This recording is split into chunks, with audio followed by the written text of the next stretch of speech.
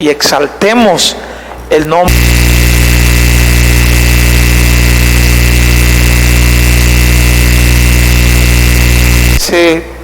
Toda adoración. Así que vamos a prepararnos para tener una lectura de la palabra de Dios en el primer libro de Crónicas, capítulo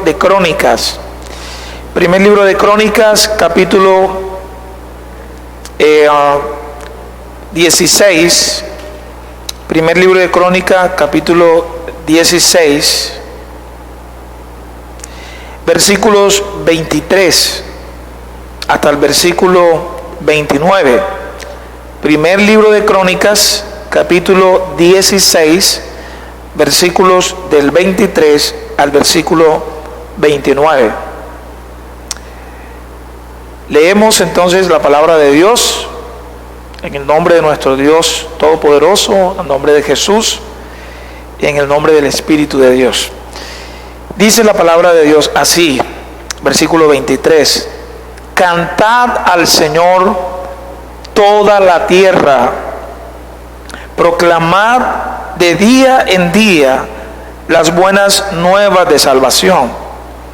Contad su gloria entre las naciones, sus maravillas entre todos los pueblos. Versículo 25: Porque grande es el Señor y muy digno de ser alabado, temible es Él también sobre todos los dioses, porque todos los dioses de los pueblos son ídolos, mas el Señor hizo los cielos.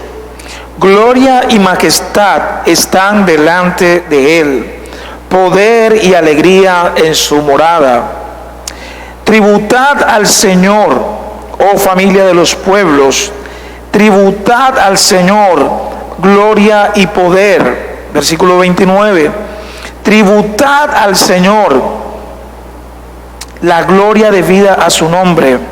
Traed ofrenda y venid delante de Él.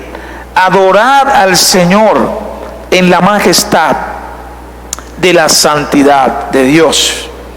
Este es un pasaje muy hermoso, muy glorioso, donde nos invita a exaltar, a adorar el nombre de Dios. Y nos recuerda este texto, que este texto es un salmo, es un himno de adoración, de alabanza al Señor.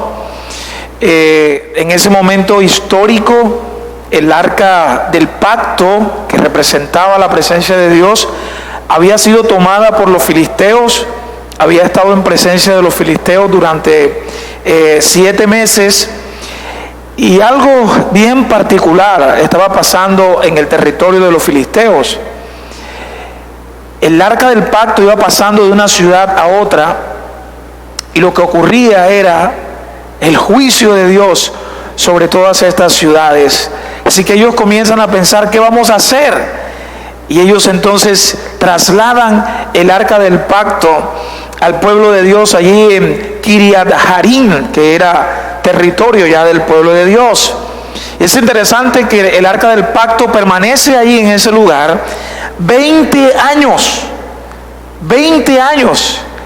Y ahora entonces David se prepara con el pueblo para ir a buscar el arca del pacto, que representa la presencia de Dios, pero ellos no estaban preparados todavía. Y algo ocurre cuando vienen de regreso.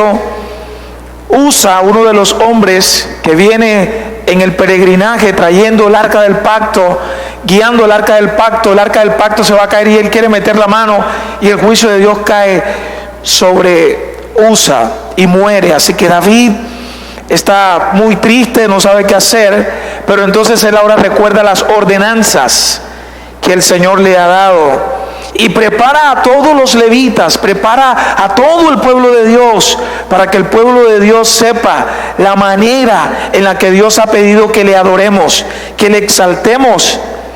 Así que él prepara a los levitas, él prepara a los cantores, y entonces le dice a uno de los líderes, a Asaf, que se prepare y entone esta alabanza.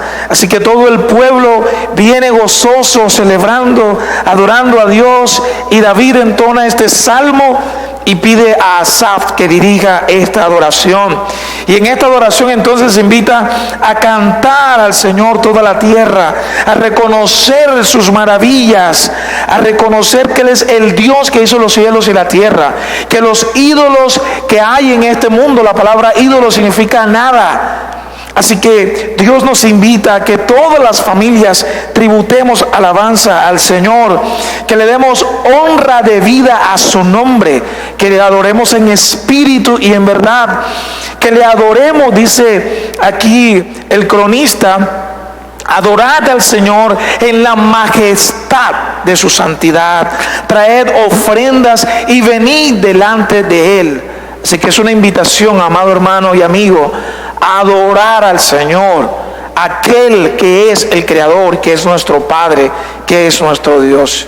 Entonemos adoración a nuestro Dios en esta mañana y exaltemos su nombre, porque Él es digno de suprema alabanza. Él es el Creador, Él es nuestro Rey. Adoremos juntos a nuestro Dios con este canto de alabanza, con este canto de exaltación.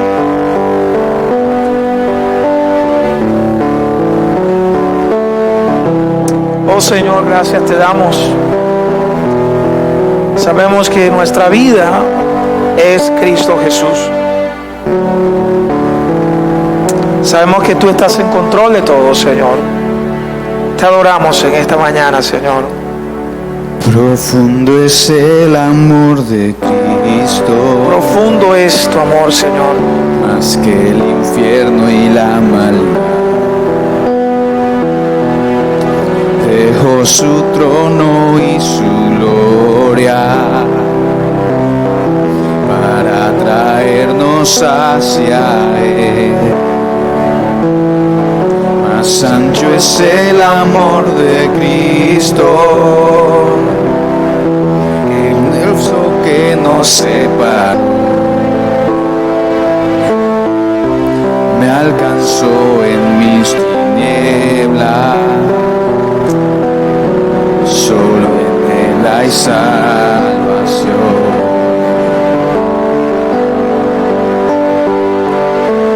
Más profundo que el mar, más allá del cielo está tu amor. Me bastará.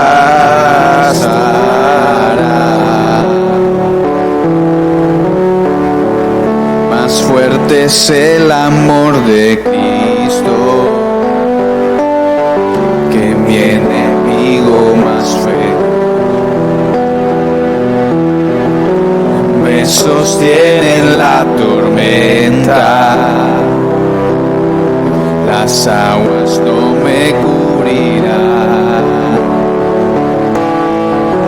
Me guiará el amor de Cristo. El más hondo vaya aquí, me pastoreará por siempre y me guarda junto a Él. Más profundo que el mar, más allá del cielo está tu amor. Me bastará.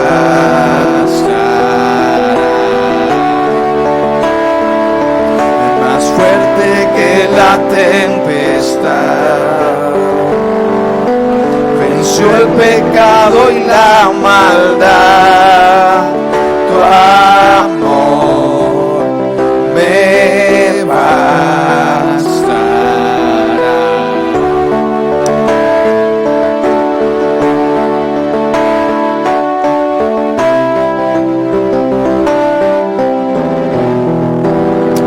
Alabamos tu nombre, Señor, exaltamos tu nombre.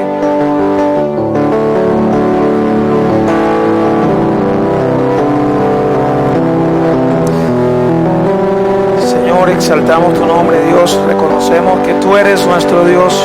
Tu amor es profundo, Señor, infinito. Más dulce es el amor de Cristo. Mientras más cerca estoy del fin, disfrutaré su amor por siempre. Oh sí, Señor.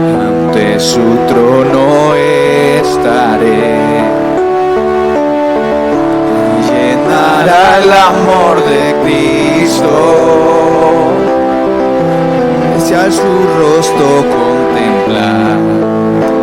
Alabado eres, Señor. Yo le amaré por siempre. Su alabanza cantaré. Su alabanza cantaré. Su alabanza cantaré. Su alabanza cantaré. Más profundo que el mar. Tenemos todo este coro. Más allá del cielo está Tu amor. tu amor. Me bastará. Más fuerte que la Más tempestad. fuerte que la tempestad. Venció el pecado y la maldad. Tu amor me bastará.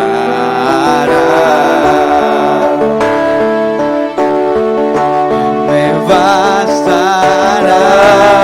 bastará. Oh, gracias, Señor. Tu amor es suficiente, Señor. Tu amor es infinito, tu amor es eterno, nunca cambia. Gracias, Señor, porque tú nos amas y tu palabra dice que nada podrá separarnos del amor de Cristo. Si tribulación, angustia, tempestad, hambre, nada podrá separarnos del amor de Cristo. Gracias, Señor. Seguimos alabando tu nombre y reconociendo, Señor, que nuestra vida es Jesucristo y que tú estás en control, oh Señor, de toda nuestra vida. Adoremos el nombre de nuestro Dios y confesemos que nuestra vida es Jesucristo.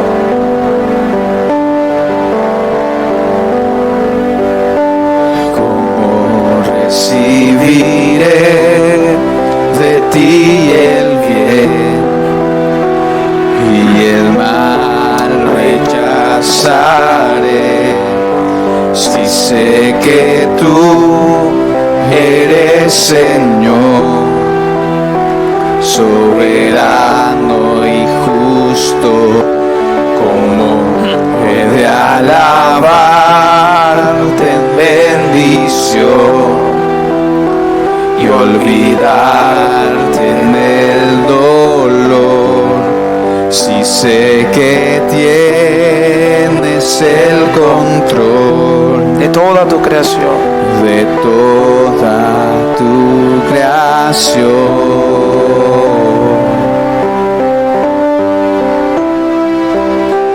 ¿Cómo he de creer en ti al tener y dudar en la escasez? Si sé que tú eres siempre fiel y que nunca cambias, ¿cómo he de seguir en libertad y huir en la opresión? Si sé que guardas para mí una eterna posesión. bendito sea tu nombre, Señor. Bendito sea el nombre del Señor, en todo tiempo se haga tu perfecta voluntad en mí. Daré gloria a tu nombre a través de mi aflicción. Dame tu gracia para ver que vivir es Cristo.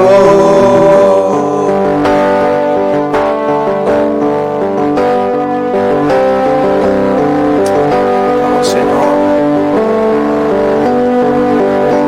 ¿Cómo he de confiar en tu bondad y tu gran amor por mí? Si enviaste a Jesús en mi lugar a morir en una cruz. Tu gracia es suficiente. Tu gracia es suficiente. Tu gracia es suficiente. Bendito sea el nombre del Señor. En todo tiempo se haga tu perfecta voluntad en mí. Daré gloria a tu nombre a través de mi aflicción. Dame tu gracia para ver Que vivir es Cristo. que vivir es Cristo. Oh, Señor, así es. Vivir es Cristo. Fija mis ojos solo en ti, en lo eterno, en el cielo. La aflicción de este mundo jamás se compara a la gloria que ha de venir.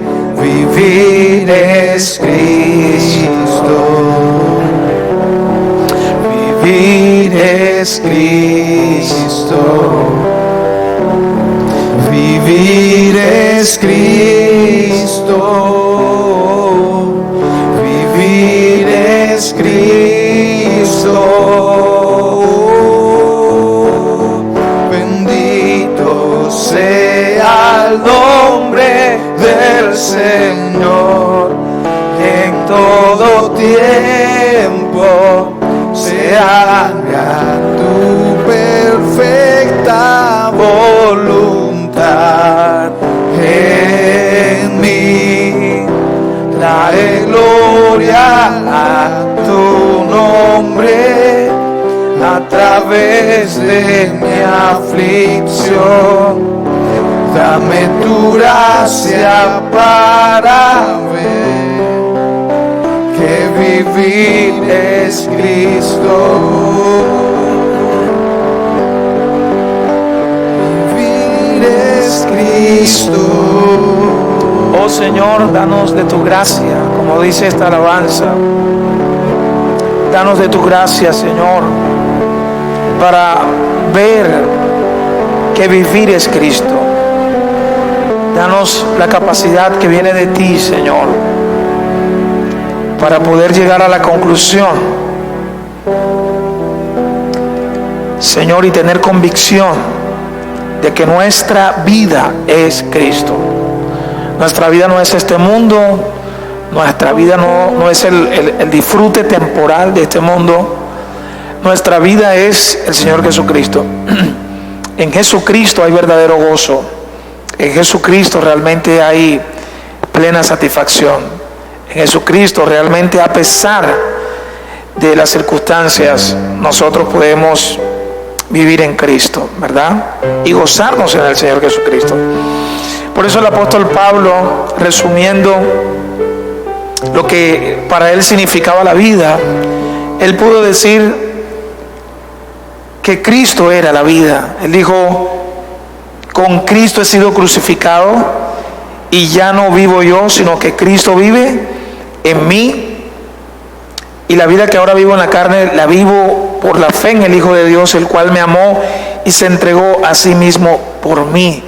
Ya no vivo yo, sino que Cristo es el que vive en mí. Cristo es nuestra vida. Así que podemos confesar esto, ¿verdad? Y pedirle al Señor que sea una realidad en nuestra vida.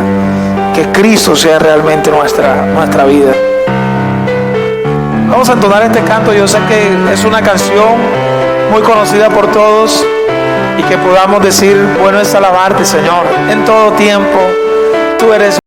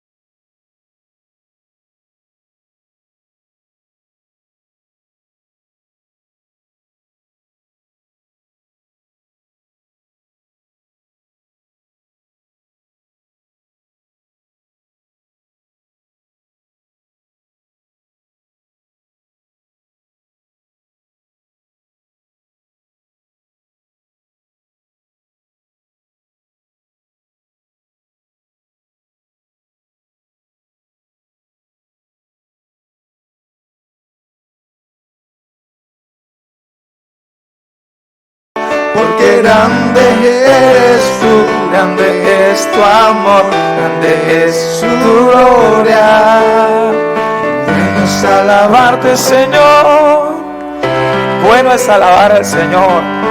Qué hermoso poder entonar este canto de alabanza, reconocer que Él es nuestro Dios Rey, digno de toda alabanza. Damos gracias al Señor también por la vida de nuestro hermano Juan Miguel Ortega, que está aquí también sirviendo al Señor, alabando el nombre de nuestro Dios, ¿verdad? Porque Él es el único que merece toda alabanza, el único que merece toda exaltación. Amado hermano y amigo que nos estás viendo por este medio, quiero invitarte a que oremos, que tengamos este tiempo de alabanza, que reconozcamos la grandeza de Dios, que reconozcamos nuestra necesidad de Él. Él es el todo suficiente, Él es el todopoderoso, Él es el creador de los cielos y de la tierra, y nosotros estamos en gran necesidad. Nosotros somos sus siervos, nosotros somos sus hijos, nosotros somos el pueblo de Dios, somos la iglesia. Así que oremos. Señor, gracias, Padre, que nos permites entonar cantos de alabanza, que nos permites, por tu infinita misericordia, dirigirnos ante ti, Señor, y adorarte, Señor, y alabarte. Gracias porque podemos entrar al trono de la gracia para hallar misericordia. Oh, gracias, Padre, porque puedes escuchar nuestras oraciones. Así como escuchaste al pueblo de Dios que estaba allí esclavo en Egipto, Señor, y enviaste a Moisés para libertarle de la esclavitud del pecado, Señor. Oh, Padre, tú enviaste a Jesús, el Hijo de Dios, para libertarnos de la esclavitud del pecado. Señor, y tú escuchas en Cristo nuestras oraciones. Tu palabra dice que sean conocidas delante de ti nuestras peticiones. Así que colocamos las peticiones de mis hermanos que están unidos allí en oración en sus casas, las peticiones de las personas que se conectan y claman y piden a Dios. Señor, pedimos, Padre, que puedas dar fe y puedas dar el don de arrepentimiento a personas que no te conocen, Señor, y que ellos puedan venir ante ti para adorarte, exaltar tu nombre y reconocer que tú eres el Señor, que tú eres quien gobiernas y que sus vidas vengan en dependencia a ti. Señor, todas estas peticiones las traemos delante de ti. Oramos pidiéndote fortaleza, pidiéndote ánimo por el pueblo de Dios, que se mantenga, Señor, firme y constante en ti, Señor, dependiendo de ti, de tu buena voluntad, Padre. Señor, que en las familias pueda haber gozo, pueda haber alegría, que podamos compartir con la familia. Señor, oh Padre, este tiempo pueda ser un tiempo precioso en el que disfrutemos, Señor, de poder buscar tu presencia, de venir a tu palabra, a estudiar tu palabra, a profundizar en tu revelación, poder tener fraternidad con la familia, poder compartir el evangelio con nuestra familia. Señor, permítenos disfrutar, oh Padre, de esta temporada, Señor, y que en tu misericordia, oh Padre, cuando podamos regresar, Señor, y poder estar congregados aquí y podamos ver el rostro de los hermanos, Señor, podamos estar unidos, oh Dios, oh Padre, y todo nuestro corazón, nuestra alma, nuestra vida desee poder estar aquí para adorar juntos, para tener comunión los unos con los otros, para estimularnos en el amor y en las buenas obras, Señor, y promover una vida santa que exalta tu nombre, Señor. Oh Padre Celestial, es nuestra oración, Señor.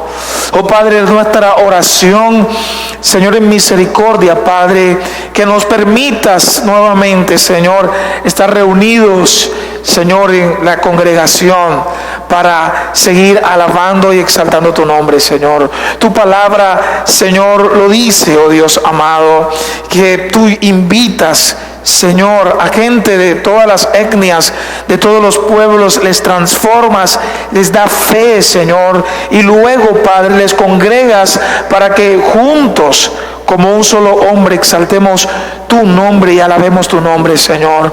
Oh Padre, es mi oración poder ver nuevamente a mis hermanos aquí congregados. Y es la oración, oh Señor, de todos aquellos pastores y de todos aquellos líderes, Señor, que están unidos en Cristo Jesús y que profesan el Evangelio. Es nuestra oración, oh Padre, que nos permitas una vez más, Señor, para seguir honrando tu nombre, Señor, hasta que tu Hijo Jesucristo regrese por segunda vez. Nos permitas seguir reunidos, exaltando tu nombre, alabándote, Señor, porque tú eres nuestro Rey y nosotros somos tu pueblo, Señor. Oh Padre, a ti la gloria y la alabanza.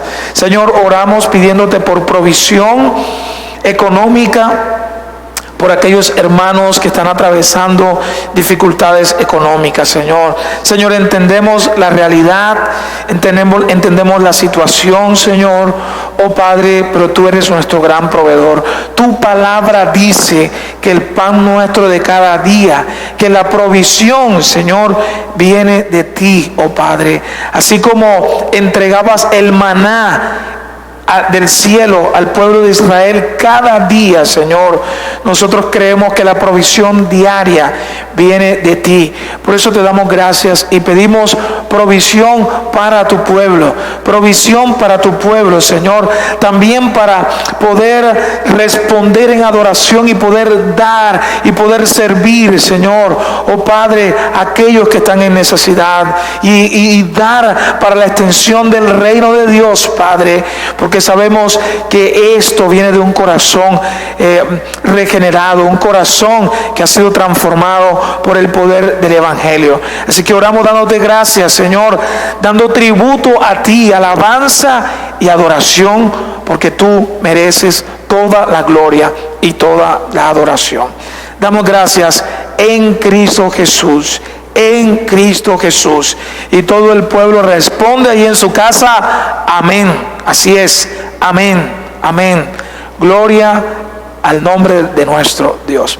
Vamos a prepararnos entonces, hermanos, para la palabra de Dios. Seguimos con esta carta hermosísima, esta carta preciosa que nos habla acerca de el verdadero gozo, el gozo que podemos tener realmente en Cristo Jesús. Y es la carta de Filipenses. El apóstol Pablo estaba prisionero en Roma, pero ahí en medio de esa prisión la palabra de Dios no está presa. Muchos de nosotros pensamos estamos como ¿verdad?, presos, confinados a una situación, pero la palabra de Dios sigue extendiéndose. Seguimos escuchando la palabra de Dios.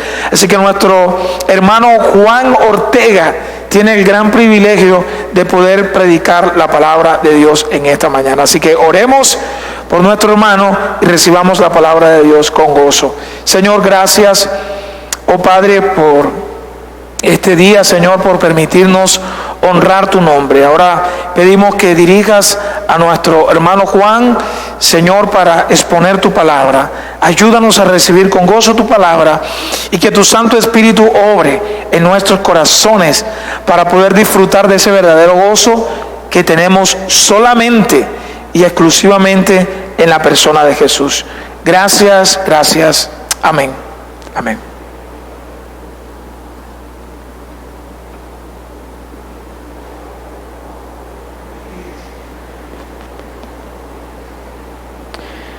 Muy buenos días, hermanos, ahí en sus casas donde nos están viendo y donde nos están escuchando. Es, como lo dije el domingo anterior, es una tremenda bendición y es una razón de gozo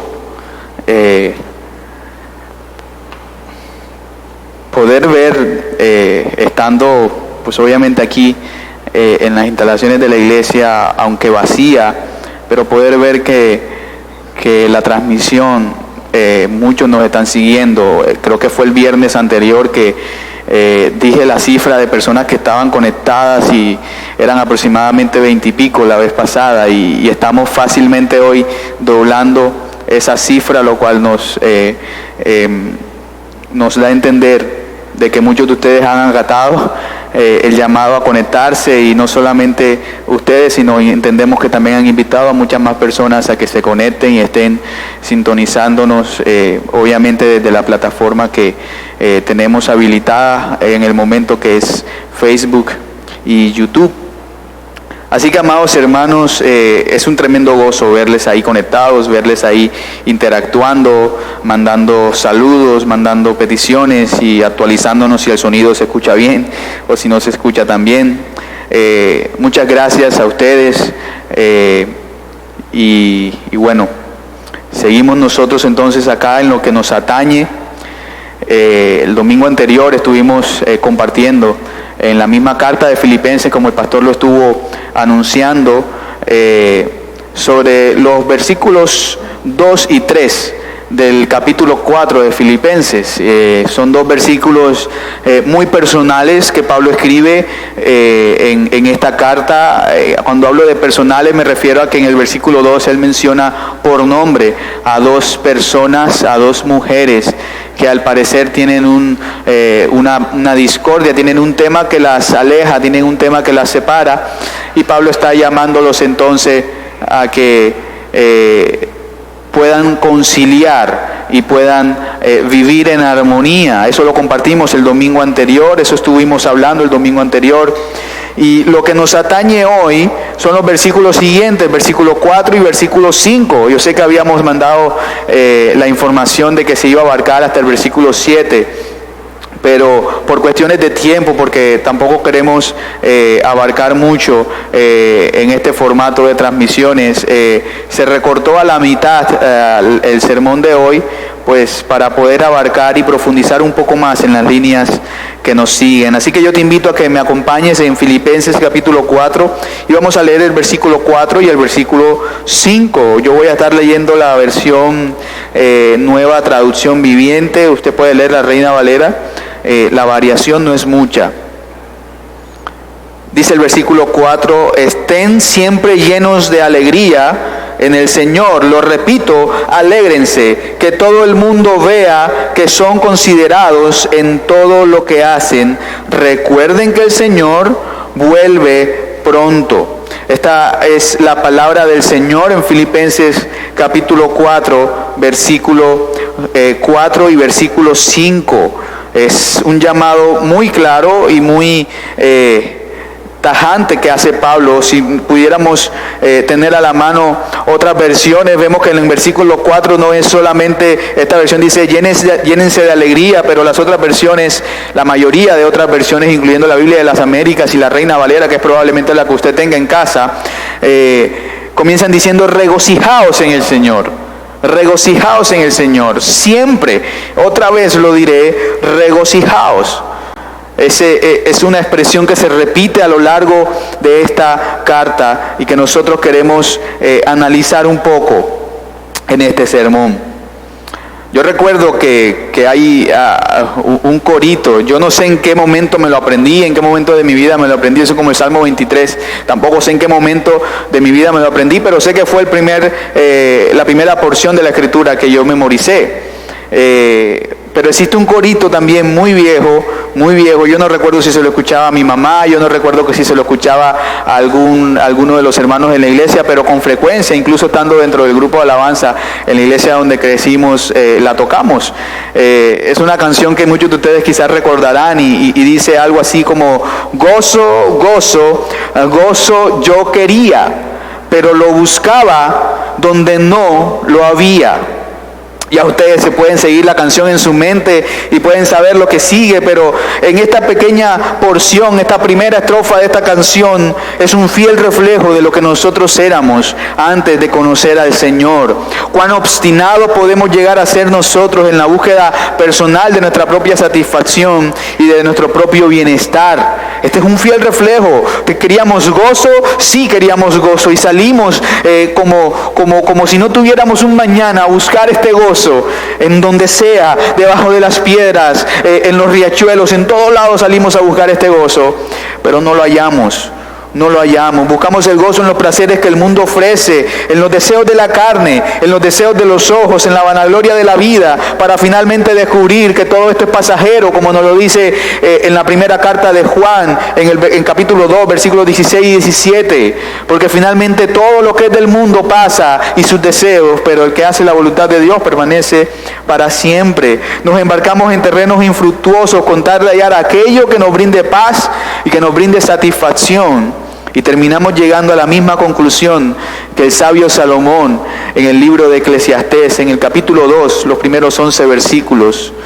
Yo quisiera que me acompañaras allí, Eclesiastés capítulo 2, versículos 1 al 11. Este pasaje no lo tienen allí en los versículos que van a estar pasando. Dice la palabra del Señor, palabras de Salomón según la tradición judía: dije yo en mi corazón, ven ahora, te probaré con el placer, diviértete. Y he aquí también esto era vanidad. Dije, de la risa es locura, y del placer que logra esto.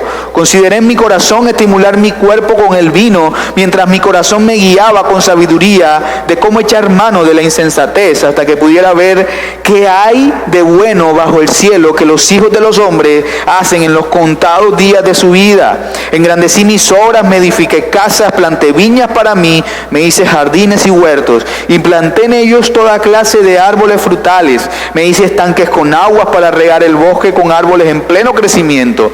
Compré esclavos y esclavas y tuve esclavos nacidos en casa.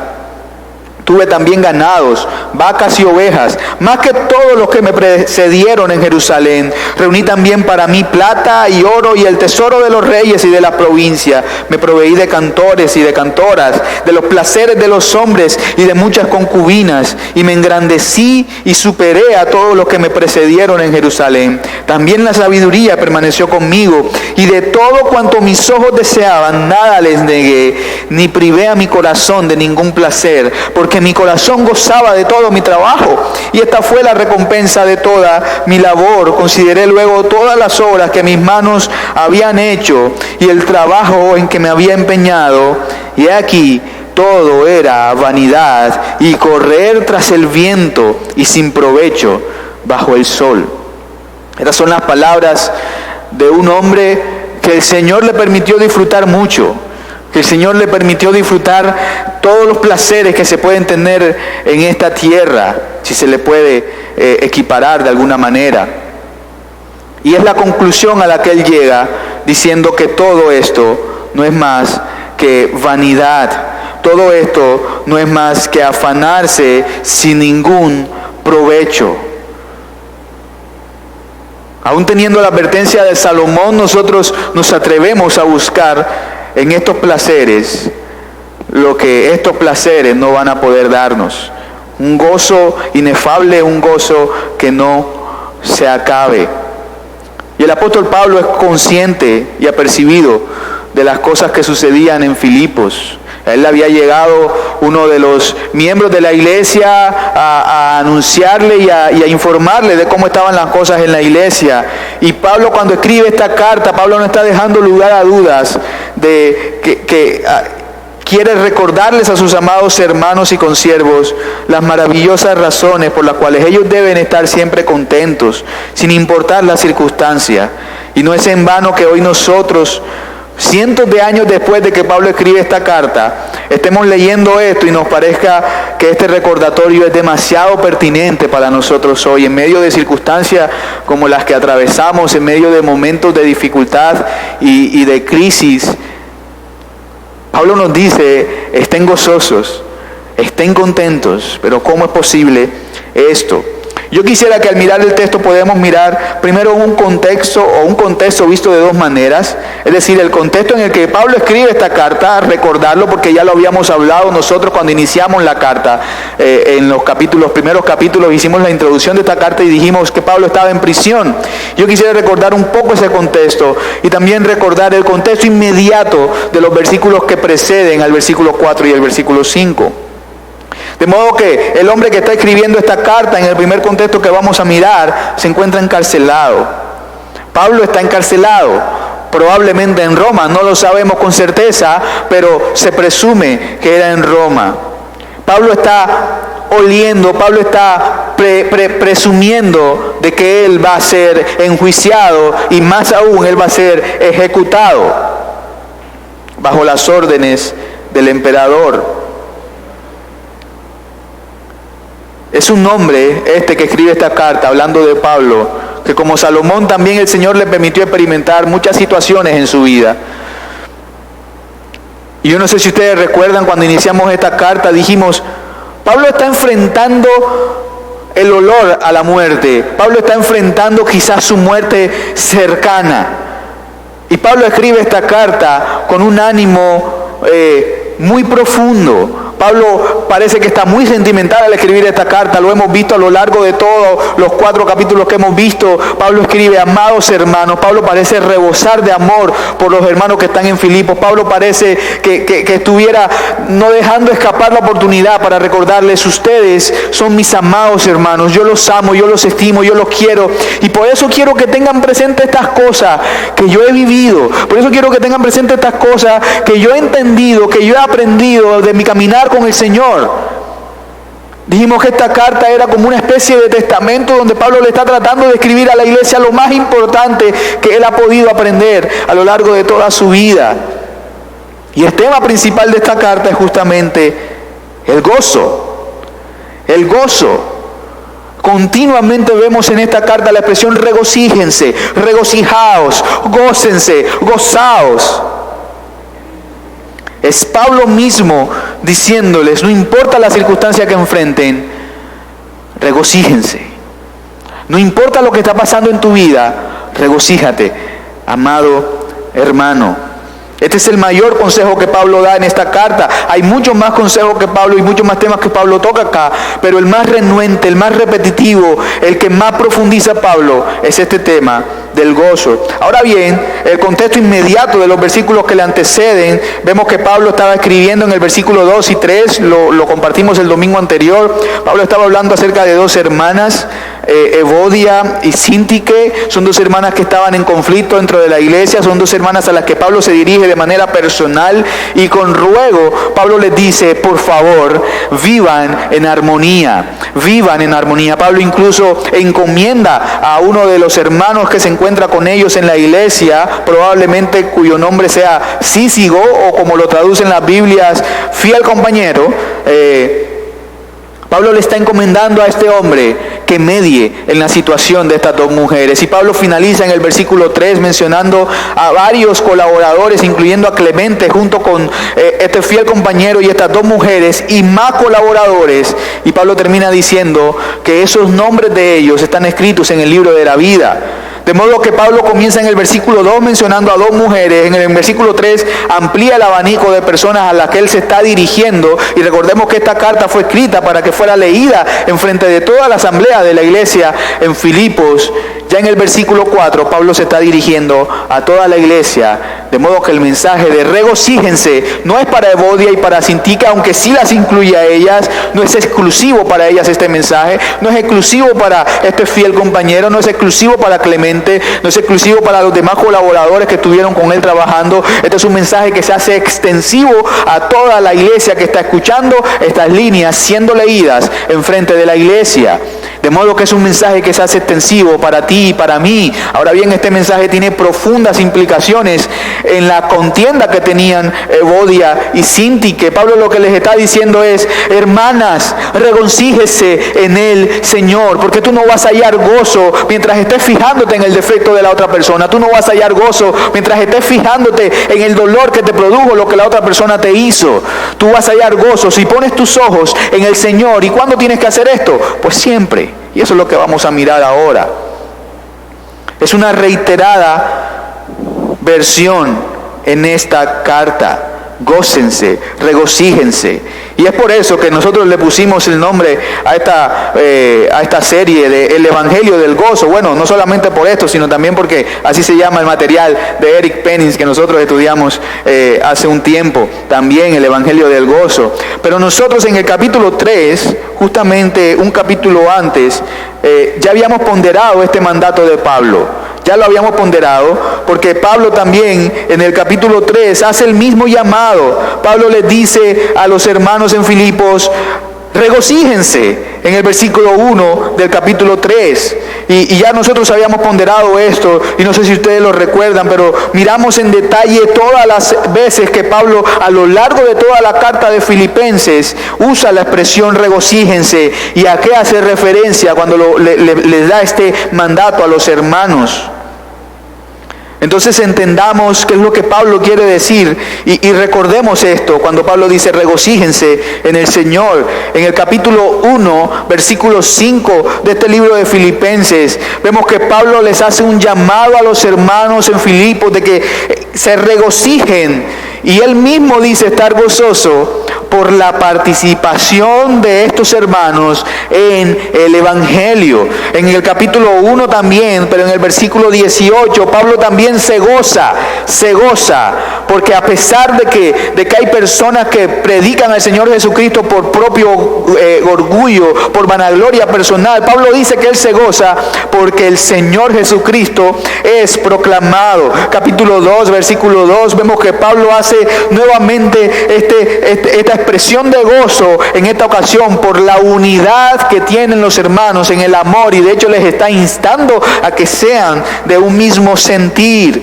En el versículo 17 de este mismo capítulo 2, Pablo se goza por la fe de estos hermanos. En el versículo 18, Pablo se goza y dice que él tiene gozo, y deben sentir los hermanos también gozo, aun cuando él mismo está enfrentando la muerte. Es una fe de Pablo que sostiene incluso la probabilidad de la muerte. Versículo 28 del mismo capítulo 2, Pablo se goza por el riesgo que también tomó Epafrodito para cumplir su ministerio. Recordemos que Epafrodito llegó y estaba quizás muy enfermo cuando llegó donde Pablo con el recado que tenía de los hermanos en Filipos. Y Pablo se goza de que aún a pesar de esto, este hombre cumplió con lo que se le encomendó. En el capítulo 4, versículo 1, lo acabamos de mirar nosotros algunos domingos atrás, donde Pablo les dice a los hermanos que él da gracias al Señor por ellos mismos también, y él se goza y él anhela verlos, porque él dice que ellos son su gozo y su corona. Es decir, Pablo se goza por los filipenses en sí mismos. Versículo 4 de este mismo capítulo 4 es lo que acabamos de leer. Pablo dice: regocíjense en el Señor, regocíjense en el Señor siempre, y lo repite, regocíjense. Y en el versículo 10 Pablo nuevamente repite el gozo que él tiene con estos hermanos porque ellos lo apoyaron financieramente en el Evangelio. Hay una indestructibilidad en el gozo que el cristiano está llamado a sentir. Y es así porque el gozo cristiano está en el Señor, se basa en el Señor. Su base es que el cristiano vive para siempre en la presencia de nuestro Señor Jesucristo. El cristiano pudiera perder todas las cosas y puede perder incluso a todas las personas a su alrededor, pero nunca puede perder a Cristo. Por lo tanto, incluso en las circunstancias donde el gozo parecería imposible y no parece haber nada más que dolor e incomodidad, el gozo cristiano permanece, porque ninguna amenaza, terror, enfermedad e incomodidad de la vida puede separar al cristiano del amor de Dios en Cristo Jesús, su Señor. Esto también lo escribió Pablo en la carta a los Romanos en el capítulo 8. La misma estructura de lo que Pablo escribe en el versículo 4 es muy clara. Pablo dice: regocijaos en el Señor siempre. Es la misma estructura que Pablo ha usado en otras ocasiones, pero aquí es más clara, porque nosotros podemos extraerla de una manera muy contundente para nosotros. El mandato que se nos da es claro: debemos mantenernos gozosos, ya lo hemos explicado arriba. Y Pablo añade después, aparte de regocijaos, dice: en el Señor. En el Señor. No es un gozo que tú puedas hallar, como nosotros lo dijimos, en cualquier vuelta de la esquina. No es un gozo que tú puedas hallar en placeres terrenales, como lo buscó Salomón, como lo buscaron otras personas, y como que seguramente tú y yo también los hemos buscado. Es un gozo que tiene que encontrarse única y exclusivamente en el Señor. Esto es lo que diferencia el gozo que debemos experimentar como cristianos del gozo que podemos hallar en el mundo y en sus placeres.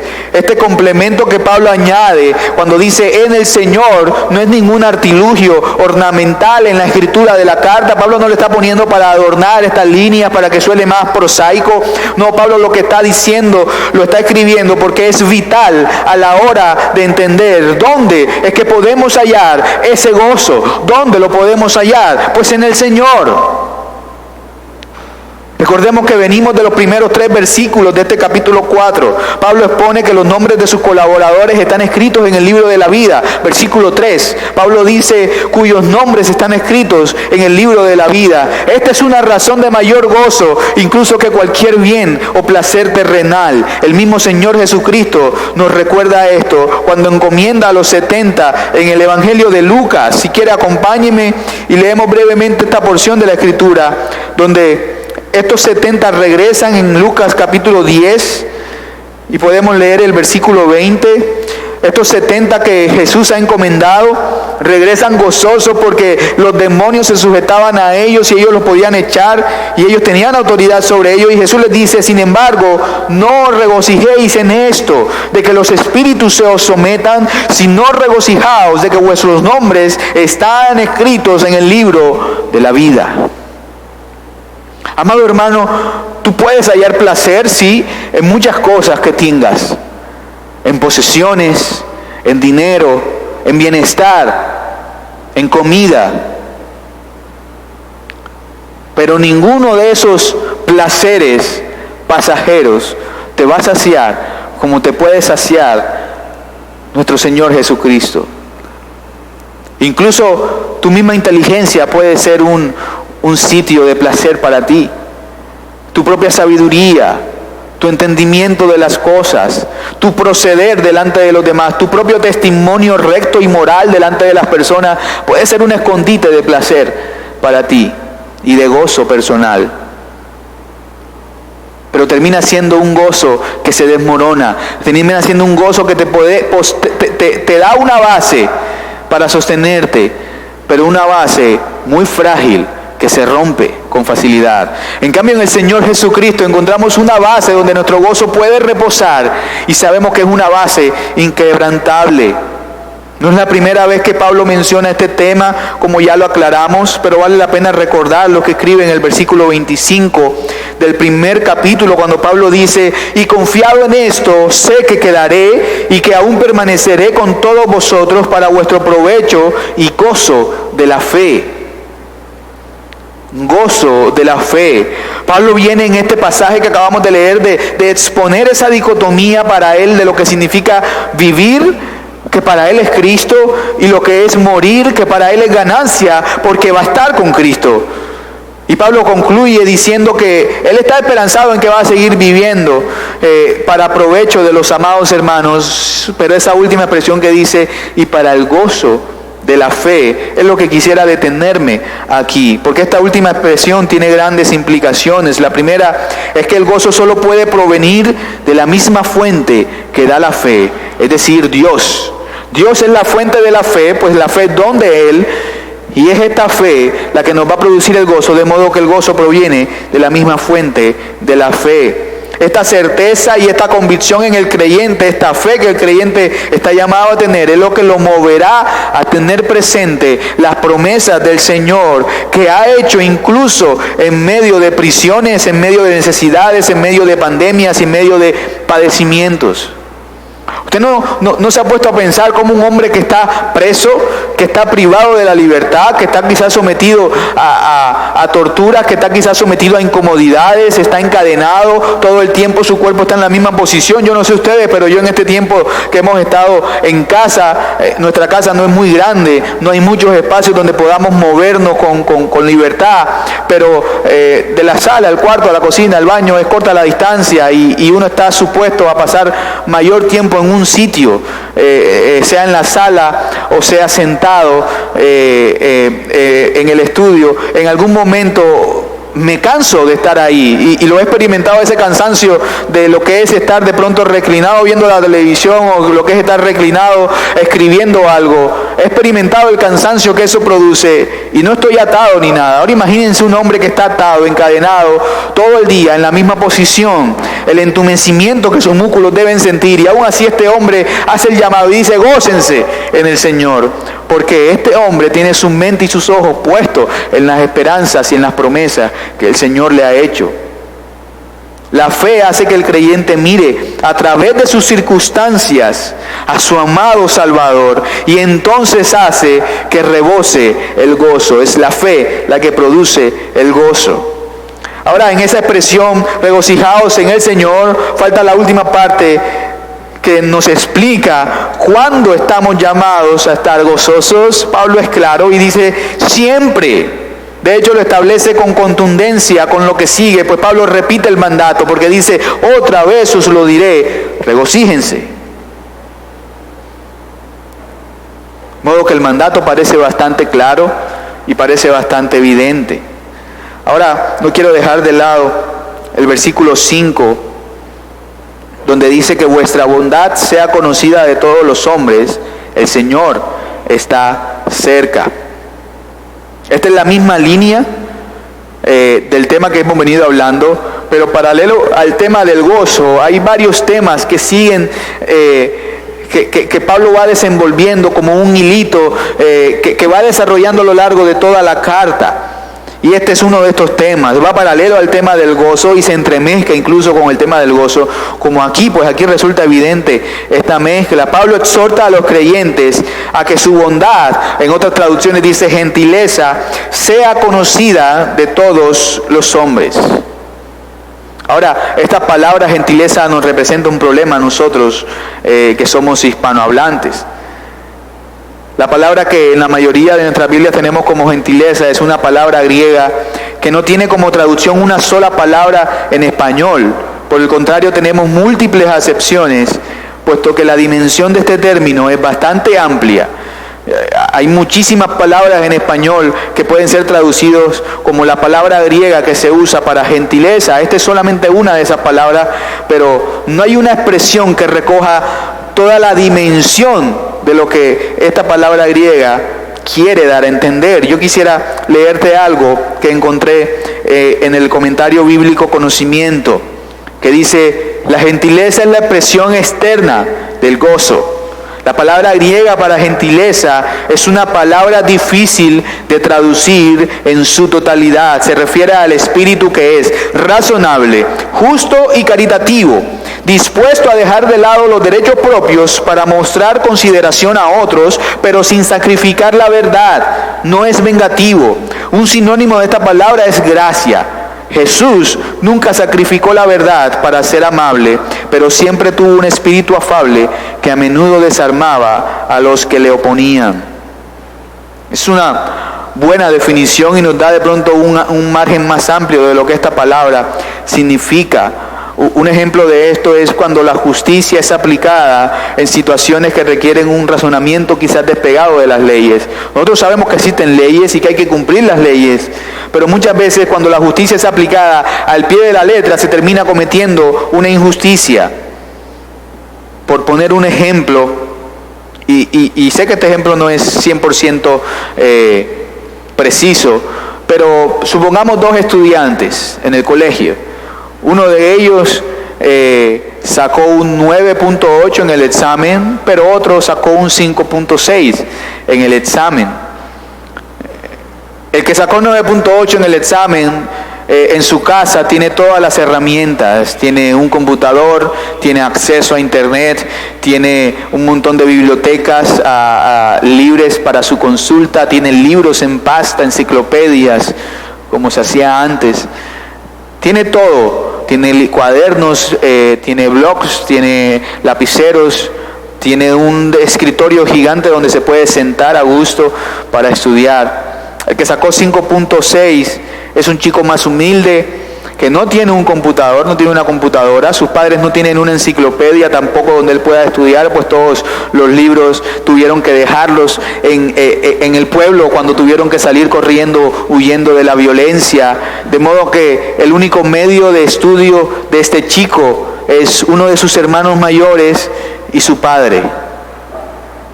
Es evidente que uno de los dos va a sacar más nota que otro, pues tiene mayores facilidades, y no es justificando al chico que sacó menos, pero si el maestro analiza la situación de ambos, evidentemente tendrá que buscar otro medio para evaluar al chico que sacó 5.6. No le va a subir la calificación solo porque no tiene internet y no tiene computador, pero por lo menos sí entenderá que deberá buscar otro medio para calificarle, u otro medio de enseñanza diferente a dejarle tareas en casa, por ejemplo.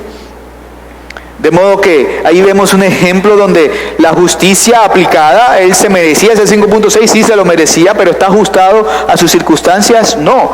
De pronto, para que me entiendan un poco mejor y no vayan a decir que yo estoy diciendo una herejía, Jesús mismo dio ejemplo de esto.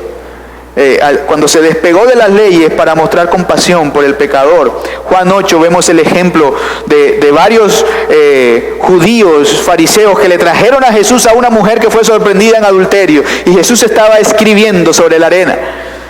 Y dicen: maestro, encontramos a esta mujer cometiendo adulterio, y como la ley de Moisés nos indica, debemos apedrearla. ¿Qué dices tú? Pero Jesús sabía que en el corazón de estos hombres la intención era probarle. De modo que lo que Jesús le responde a estos hombres y a estos caballeros es: pues el que esté libre de pecado, que arroje la primera piedra en contra de ella. Luego bajó la cabeza y siguió escribiendo. en la arena. ¿Qué escribía o qué dibujaba? No sabemos, pero finalmente Jesús siguió ahí. Cuando levanta su cabeza, no había nadie. La Escritura dice que en versículos anteriores, que uno a uno, desde el más experimentado hasta el más recalcitrante, se fueron retirando del lugar. Y Jesús se encuentra solo con esta mujer y le pregunta: ¿y dónde están los que te acusaban? ¿Se han ido? Y la chica le responde y le dice: ninguno ha quedado, mi Señor. Y el Señor le dice: ni yo tampoco te condeno. Vete y no peques más. Es un ejemplo donde el Señor Jesús, sabiendo lo que tenía que hacer según la ley, deja la ley a un lado para mostrar compasión y para mostrar su gracia. Es quizás un ejemplo de lo que esta palabra gentileza, que nosotros tenemos traducido como gentileza o bondad, implica. Y como lo leímos hace un rato, una persona que manifiesta gozo constante en todo momento es una persona que va a mostrar este tipo de actitud. Ahora, no nos quedemos ahí. El mismo Pablo nos ha dado cátedra en cuanto a lo que es esta palabra, y quizás entendiendo lo que Pablo quiere decir aquí, nos vamos a entender un poco mejor. Pablo en Filipenses 2, capítulo 2, versículo 8, o bueno, desde el versículo 2 hasta el versículo 8, Pablo nos da una completa acepción de lo que esto quiere significar, cuál es la actitud a la que él hace referencia con esta palabra gentileza. Y Pablo dice: haced completo mi gozo, siendo del mismo sentir, conservando el mismo amor, unidos en espíritu, dedicados al mismo propósito. Verso 3, nada hagan por egoísmo o por vanagloria, sino que con actitud humilde cada uno de vosotros considere al otro como más importante a sí mismo, no buscando cada uno sus propios intereses, sino más bien los intereses de los demás. Haya pues en vosotros esta actitud que hubo también en Cristo, el cual, aunque existía en forma de Dios, no consideró el ser igual a Dios como algo a lo que aferrarse, sino que se despojó a sí mismo, tomando forma de siervo, haciéndose semejante a los hombres, y hallándose en forma de hombre, se humilló a sí mismo, haciéndose obediente hasta la muerte, y muerte de cruz. Esta es la escena que quizás Pablo tiene en mente cuando dice: vuestra gentileza sea conocida de todos los hombres, no solamente de los que me caen bien. Esta gentileza se la tengo que mostrar también a aquellos que me caen mal. El mismo sentir que hubo en Cristo, esto es lo que Pablo está queriendo decir. Este mismo sentir, ténganlo ustedes también, y sea conocido a todos los hombres, sea conocido de todos los hombres. Ahora Pablo le añade otro peso a este mandato. No solamente es gozarnos, no solamente es ahora mostrar el mismo sentir que hubo en Cristo externamente a todos los hombres, sino que Pablo le añade diciendo: el Señor está cerca. El Señor está cerca. Cerca en tiempo, cerca en distancia. ¿A qué se refiere Pablo cuando dice el Señor está cerca? Pudieran entenderse de las dos maneras, porque de las dos maneras encontramos sentido en lo que Pablo está diciendo, puesto que si estuviera cerca en distancia, estaríamos haciendo referencia a que el Señor está todo el tiempo pendiente de nosotros, y con más razones entonces tenemos nosotros que actuar conforme a lo que hemos creído. Y sabemos que esto es una verdad, el Señor está con sus ojos puestos sobre nosotros. Pero yo creo que tendría más sentido el texto, y creo que es lo que Pablo tiene en mente, de que el Señor está cerca en tiempo, es decir, la inminente venida de nuestro Salvador está cerca, está cerca. Hay un comentarista de apellido Hendrickson que captura de pronto este significado quizás de mejor manera, y lo pone en estos términos: puesto que la venida de Cristo está cerca, cuando todas las promesas hechas al pueblo de Dios se van a convertir en una realidad, los creyentes, a pesar de ser perseguidos, sin duda pueden sentirse o permitirse ser bondadosos y caritativos en su relación con los demás. Puesto que nuestra esperanza está puesta en este día que venga nuestro Salvador, en este día en que el Señor regresará, y todas las promesas que se nos han hecho en las Escrituras van a tomar forma y van a cumplirse en esta segunda venida de Él. Puesto que nuestros ojos están puestos allí, en ese momento, Entonces nosotros, esperanzados en ello, podemos mostrar gentileza a los demás, podemos mostrar caridad a los demás, podemos mostrar de la misma gracia que se nos mostró a nosotros a los demás, podemos mostrar el mismo sentir que hubo en Cristo a los demás, podemos estimar a los demás como superiores a nosotros mismos. Si bien, amados hermanos, en el andar de nuestra vida podemos en ocasiones perder el norte y desviar nuestra atención de las cosas que realmente importan, yo quisiera animarlos a que hagamos de este tiempo de cuarentena uno que valga la pena.